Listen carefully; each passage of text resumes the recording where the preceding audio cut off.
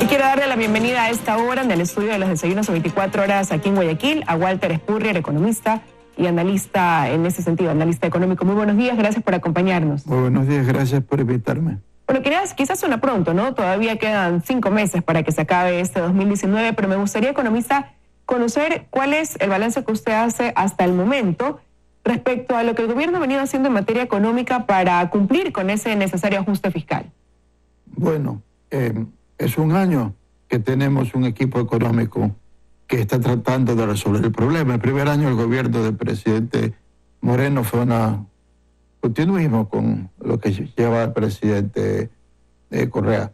Y este gobierno, su tarea es compleja porque primero tiene que frenar el camino al colapso por el que íbamos, ¿no? El ejemplo es Venezuela, y tratar de resolver el enorme problema fiscal, que es que el país ha gastado, necesitaba 10.000 millones de dólares anuales, parte para pagar los vencimientos y parte por el nuevo hueco que se había creado. Y por otra parte, necesita que la economía recupere competitividad porque los costos internos de producir en el país son muy altos y no podemos exportar. Entonces, ha hecho importantes avances en ese sentido el gobierno.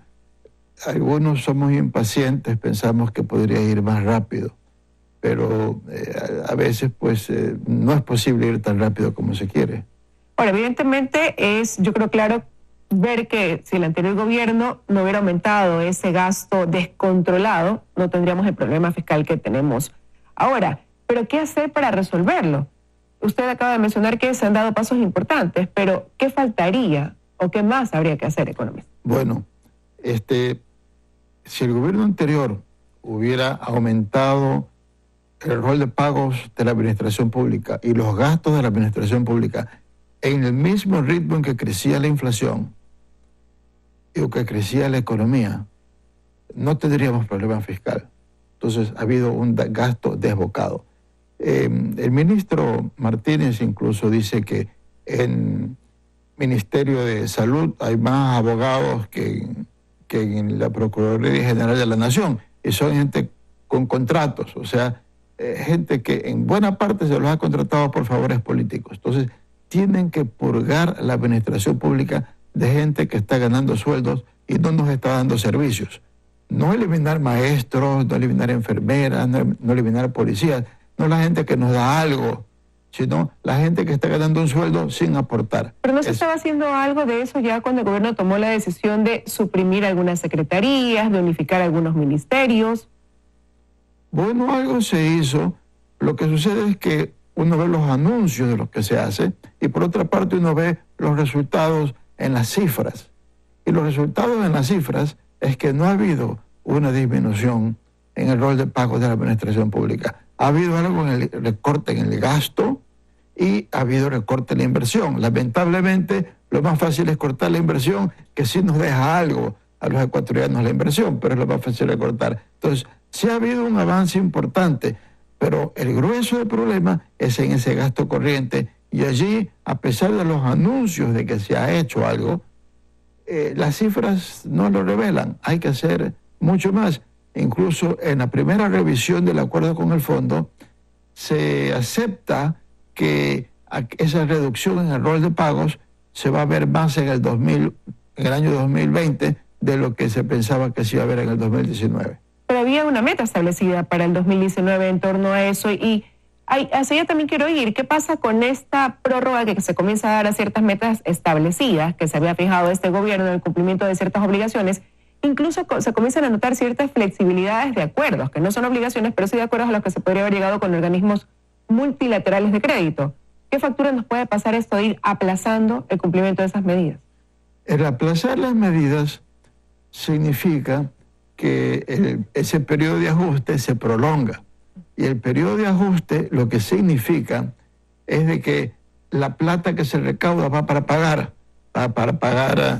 deuda externa, en general va para pagarle al Banco Central lo que se le llevaron al Banco Central y no va para reactivar la economía. Entonces eso significa un periodo más largo en el cual la economía no crece y no hay nuevos empleos, que es lo que desespera sobre todo a la gente que entra al mercado laboral y no encuentra empleo. Pero sin embargo, en ese camino se tienen que adoptar ciertas medidas. Ya después de la vacancia legislativa se prevé que pueda el Ejecutivo enviar esas reformas tributarias, por ejemplo, y ahí hay preocupación en la ciudadanía que tiene esta ansiedad de saber qué tipo de medidas se podrían implementar. Se ha especulado de algunas de ellas, de elevación en recaudación de impuestos, por ejemplo, pero ¿cómo entender ahí que se pudiera dar paso a una medida como esa cuando todavía se sigue teniendo un Estado que es obeso? Bueno, muchos pensamos que el grueso del ajuste tiene que ir por el recorte del gasto. El gobierno se propone que parte sea para aumento de los ingresos y parte va por el lado de impuestos. Entonces, ciertas reformas en los impuestos que signifiquen que se recaude más.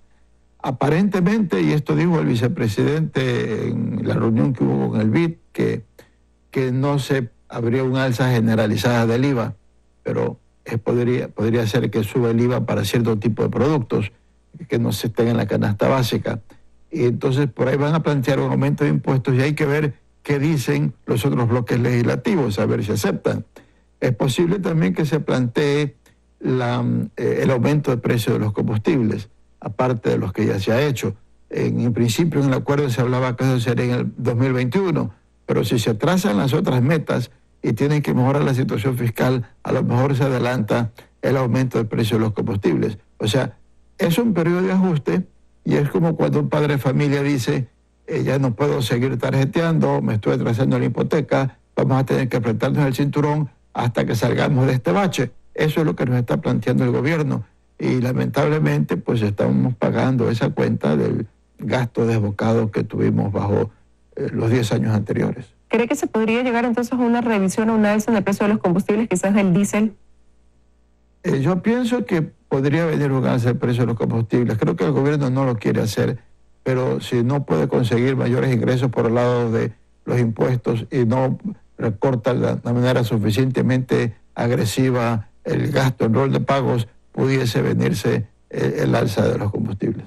Caso contrario, ¿qué otras medidas se podrían aplicar? Porque este diferimiento de las metas habla también de una cantidad de dinero que quedan sin recaudar y que estaba prevista o presupuestada, contemplándose que se daría un cumplimiento fiel de esas metas impuestas. Entonces, ¿quién cubre ese hueco que deja el dejar de percibir ese dinero por postergar dichas metas? Tiene que trasladarse seguramente a la población, a los ciudadanos. Entonces, si no sería por un aumento de recaudación de impuestos, del IVA, por ejemplo, concretamente, si no se va a este camino del alza del combustible, ¿qué otras medidas podrían aplicarse para que el Estado no tenga este hueco? Bueno, lo importante es que el hueco se vaya reduciendo y no la meta no es eliminarlo de un día para otro. Por eso es que los organismos multilaterales nos están prestando muy fuertemente este año y el próximo. Y se supone que para el año 2021 ya no necesitemos ese apoyo porque vamos a tener los ingresos internos por los combustibles, por los impuestos y por el recorte en el gasto. Si no logran hacer esas metas y los organismos multilaterales piensan que si fueron demasiado agresivas esas metas, tendrá que haber otro acuerdo para seguir recortando las metas y para poderlas cumplir en un plazo más largo. Lo ideal es que se cumplan en estos 3 años. Pero la otra meta también, que es muy complicada, es que hay que bajar los costos en la economía para que produzcamos más. Porque va a ser la inversión privada la que va a crear empleo. Va a ser la producción privada la que va a traer divisas y que va a hacer que crezca la economía. Y todavía hay muchas tareas pendientes para que se dé ese fenómeno. Ese sector privado necesita, también han dicho ellos, de unas mejoras en las condiciones laborales, de una reforma laboral que también está en suspenso y que podría ser ya tratada después de que regresen de esta vacancia legislativa. Lo que sucede es que la política laboral tiene que estar de acuerdo con las políticas laborales y las normas laborales en otros países. No podemos tener una situación mucho más rígida porque entonces la inversión no se da en nuestro país. Entonces, se está buscando una reforma laboral de lo que se ha dicho, como hay el principio constitucional que no se puede vulnerar las conquistas laborales de los trabajadores. Se está pensando en reglas más flexibles, sobre todo para los nuevos trabajadores, para que las empresas digan, en mis nuevos proyectos voy a tener algo más flexible y voy a poder emplear a más personas. Entonces, esas reformas hay que hacerlas. Y otra cosa es simplificar la administración pública, porque justamente para darle empleo a tanta gente que le han dado por favores políticos, han creado trámites que significan costos a las empresas que las tornan poco competitivas y por lo tanto el país produce menos, exporta menos, se frena a la inversión. Ahora, usted decía lo ideal y lo que se supone es que el gobierno va a llegar a cumplir estas metas que se ha planteado hasta el 2021. Y en su último artículo, usted recordaba que este gobierno está comprometido a mejorar las finanzas en 5 puntos del PIB en 3 años, lo que viene a ser 5.400 millones de dólares. ¿Cómo vamos en ese camino? Hasta ahora no vemos mayor progreso, ¿no? Pues tenemos datos el acuerdo se firma en marzo y muchos de los datos que tenemos llegan a mayo, casi nada llega a junio, llegan a abril, otros datos. Entonces no vemos que todavía hay un avance significativo en ello. Pero justamente en ese artículo lo que yo mostraba es que esa cantidad es prácticamente idéntica al aumento excesivo que hubo en el gasto corriente del gobierno. Aceptando un aumento normal, este era excesivo y es esto lo que hay que cortar. Por lo tanto, yo pienso que ahí tienen que ser muy agresivos y a lo mejor lo están siendo, pero en los datos que tenemos, que son parciales, que no llegan a junio, no llegan a mayo, todavía no se ve que se haya avanzado en ese recorte. Y usted hacía una comparación ahí con lo que sucedía en el 2006 y establecía ahí la comparación con la fórmula de PIB gasto corriente, si no me equivoco. Exacto. ¿Esa sería la fórmula a la que habría que regresar? Bueno, todos los seguimientos de las metas con el Fondo Monetario son así. Es la relación en función del PIB, porque no se puede decir que se congele el gasto si la economía crece, ¿no? Tiene que ir creciendo el gasto de acuerdo al crecimiento de la economía. Lo que sucede es que durante 10 años lo hizo de una manera excesiva y en mi criterio tienen que dar marcha atrás y regresar a la relación de gasto-PIB que existía en el año 2006. Y ese debe ser el meollo del ajuste fiscal y no tanto el aumento de impuestos. Ahora, conversando aquí con usted, podemos deducir que son muchas las cosas que faltan todavía por hacer. Usted decía al inicio de esa entrevista que el gobierno sí ha dado pasos y que se están haciendo cosas. Y eso es lo que habría generado esta confianza de los organismos multilaterales de crédito que regresaron acá al Ecuador después de algunos años, de más de una década de estar ausentes. ¿Qué han visto ellos que se está haciendo de bien para dar este espaldarazo, este respaldo a nuestro gobierno, a nuestro país? Bueno, en primer lugar, no nos convertimos en una segunda Venezuela. Entonces, para los organismos multilaterales eso es sumamente importante. Luego se ha nombrado un gabinete de personas, de profesionales muy competentes. La verdad es que me sorprende la calidad de personas que ha conseguido en el gabinete el presidente Moreno, que están actuando firmemente cada uno en sus campos hacia ese objetivo. Entonces ellos vieron un verdadero deseo de rectificar el camino y de no seguir por un sendero que nos iba a convertir en un segundo problema grave en América Latina. Y es por eso que tenemos ese respaldo tan amplio, porque además lo que presenta el gobierno, los organismos, que es lo que quiere ser el gobierno, los organismos dicen, en esencia estamos de acuerdo, en detalles podemos discutir, esto más de aquí, menos de acá, pero en esencia estamos plenamente de acuerdo con lo que ustedes están haciendo y por eso va el respaldo.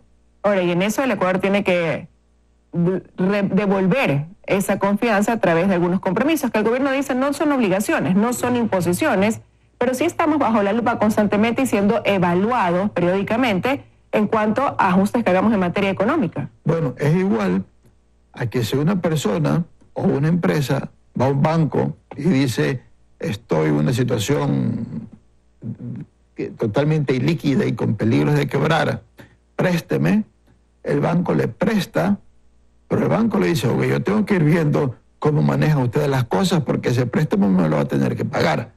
Por lo tanto, usted tiene que ir haciendo un progreso y no botar esa plata, sino invertirla bien y cambiar la manera de manejar sus finanzas para que sea pagable el préstamo. Entonces, los organismos multilaterales nos están prestando y monitorean que la política sea correcta para ellos poder cobrar cuando toque cobrar esos fondos. ¿Y cree que efectivamente, así como se supone que a partir del 2021 ya no necesitaríamos de este respaldo prioritario, de este apoyo económico de los organismos multilaterales de crédito? Yo creo que por la parte fiscal sí es solucionable el problema. Si se sigue trabajando con ahínco y se cumplen con las metas. Lo más difícil va a ser la reactivación de la economía, porque la economía tiene costos muy inflexibles, entre esos los costos laborales, son muy inflexibles. Y tiene que bajar los costos porque la competencia nos está comiendo en los mercados internacionales. El banano está perdiendo mercado en Estados Unidos. El atún tiene la amenaza de la producción del sudeste de Asia. Las flores, que las colombianas entran con aranceles más bajos a los Estados Unidos. Entonces, en todos los frentes estamos peleando y necesitamos que los costos internos bajen y de esa manera entren más dinero en la economía y la reactiven. Una luz que tenemos es de que hay mucho interés en invertir en el sector de minería. Aquí diera la impresión que los poderes públicos no tienen todavía muy claro si realmente quieren que haya una minoría. Ahora el presidente está apoyando, las cortes no se pronuncian, hay gobiernos seccionales que no la quieren la minería, pero si el país va adelante con la minería industrial, va a ser una fuente de divisas importantes que nos va a ayudar mucho en la salida de la crisis. Bueno, el gobierno tiene algunos retos pendientes. Quiero agradecerle su presencia esta mañana aquí en los desayunos de 24 horas, economista. Muchas gracias. Gracias a usted. Al regresar